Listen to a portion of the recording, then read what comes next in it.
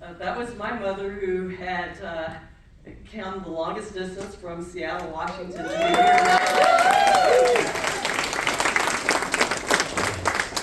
She was born in Athens, Georgia in 1937. Both her mother and father were from Athens, Georgia. But this story is about, yes, give it up for Athens. Our family has been in this town for 186 years. Wow. But for 161 of those 186 years, there had been this deep secret that it took me to unravel just a year ago. And it was a story about my mom's paternal grandfather who was born here in 1861.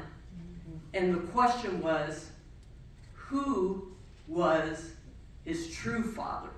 Ooh. Because we knew his name, he had gone by the name of Anderson, but that was really not his true biological father. His biological father had been a slave owner in this town, and his mother had been a slave in that household.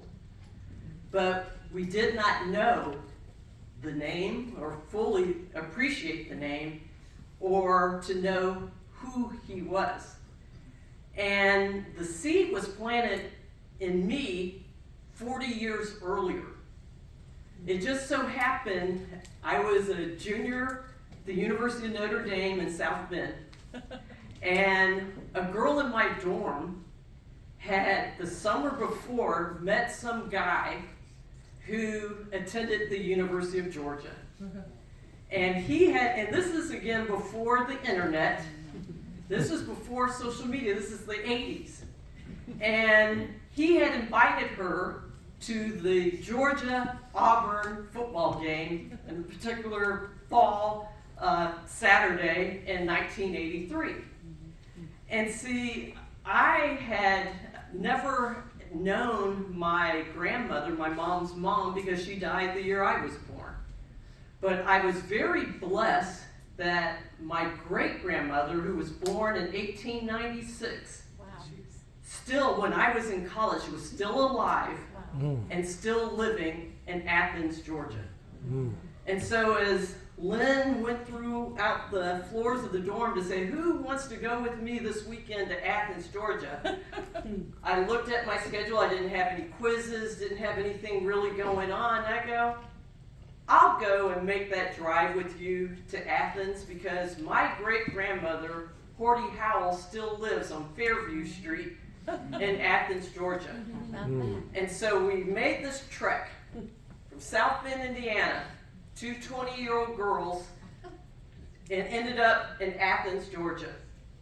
And I grew up in a military family. My dad was a career soldier, and so we lived all over the globe, literally. I never had roots anywhere. But one thing my mom always impressed upon us and made time was to bring us here, to know a little bit about our history. But even with those visits, I always felt somehow I didn't know the whole story. And so it was the only weekend in my entire life that it was just me and my great-grandmother, Mama Horty. Because any other time you had other siblings, you had my mom, but it was just me and her that particular weekend in the fall of 1983. And there were things that she told me that weekend that just changed the vision of my family. The first thing she said to me, and she talked about, and this again was 1983, she said how she had sent 5 sons to fight for this country in World War II. And the baby named Dickie, Uncle Dickie, had paid the ultimate sacrifice for our country in 1945 at a time when she and my great-grandfather could not even vote in this town. Mm. Wow. And from that moment, that story was so shocking to me that from that moment on, from 1984 to right now, I have never missed one single election. Even the most trivial school board bond issue, I show up for me and for Mama Gordy. And then the thing that really shocked me was that she said, and you know Papa Anderson, again, had been born in 1861 and was my mom's dad's father.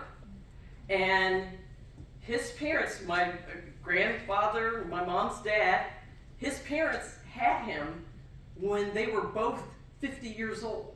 And he was the baby of 9. Wow. And and so he died when I was very little, so it was almost like that whole side of the family tree had evaporated because of that differential between the ages of the great-grandparents. So she said, his name's not really Anderson, he's one of those Hodgsons. And I'm like, well, who the hell are they? And then 6 months later, she died. And so I go on with life. In the course of 40 years, I become a trial lawyer. I'm someone that has dealt with very serious evidentiary matters. I have both prosecuted and defended capital murder cases, real serious things. And so I said, I'm going to take the tools of my trade and apply them to my own family tree. And I'm going to gather the evidence. I'm going to submit my own DNA to Ancestry.com and figure out this mystery, because I want to be able to tell my own mother her full family story so that she would know it and I would know it. And it became my own personal mission to be able to do that. And through historical records, through Ancestry and Family Search or whatever, I finally found the name.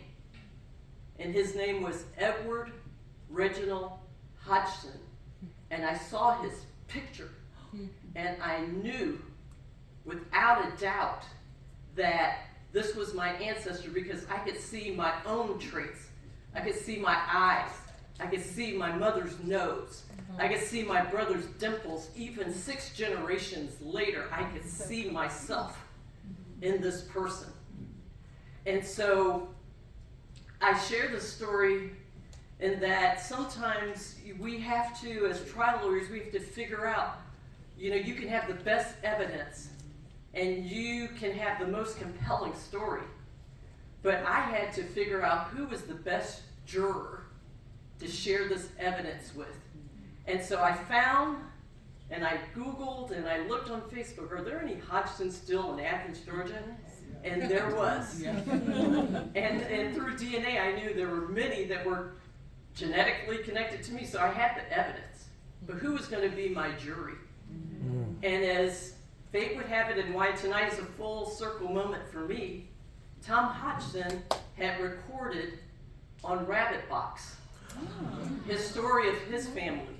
And I heard someone who, like me, had a love of his family, who, like me, had a love for history.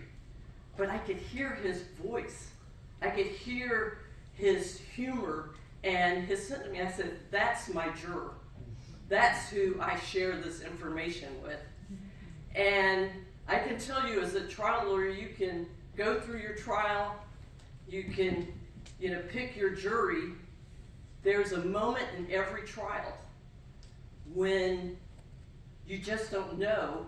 You've given it your all, and you just don't know which way the jury's going to go. But all you know is that you gave it your best and you put it all out there. And win or lose, you know you gave it your best. And so I sent this email to Tom Hodgson,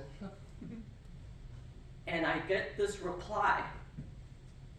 And I'm almost scared, stiff, to open it. And it said, well, good morning, Cousin Lynette.